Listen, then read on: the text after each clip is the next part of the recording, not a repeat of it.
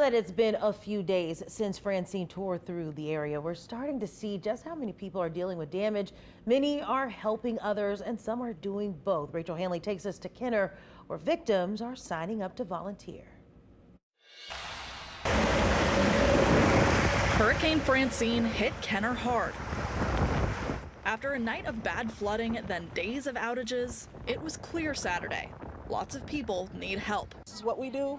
Every time there's a natural disaster or any way that we can help our community, we're always here and we're happy to come out. Melody Lawson was one of dozens of volunteers who came to this food giveaway at Vineyard Church. They spent Saturday morning helping people put dinner on the table.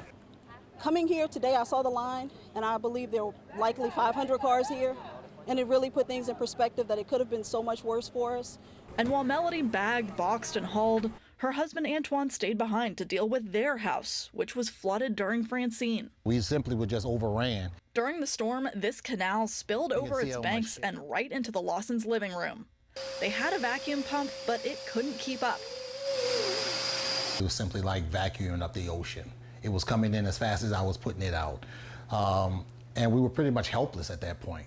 As the water kept rising and rising, all they could do was try to keep their two young kids calm.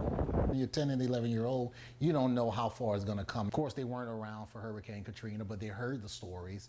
They heard about loss of life. They heard about the drownings. Once the water was about a foot deep, it finally stopped. It took the Lawsons all night to pump it out as the canal slowly drained. Now the walls are buckled, the floors might need to be replaced, and even though they grabbed everything they could, a lot went underwater. We weren't able to save computers, clothes, rugs. We lost some furniture. But as they surveyed their own losses, they knew their neighbors needed help too. We didn't even hesitate. When we got the call, it was just time to go. I was hoping that I could give her an opportunity to come home and see some progress, with the cleanup efforts. I think we're about 90–95%, back to normal, which is, look, it's a blessing. And while they check off the last items on their to-do list, other families will slog through theirs too.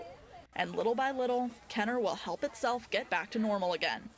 Rachel Hanley, WWL, Louisiana. Now, if you want to help out, the Second Harvest Food Bank is looking for donations to help Hurricane Francine victims. We have the link in this story on our website.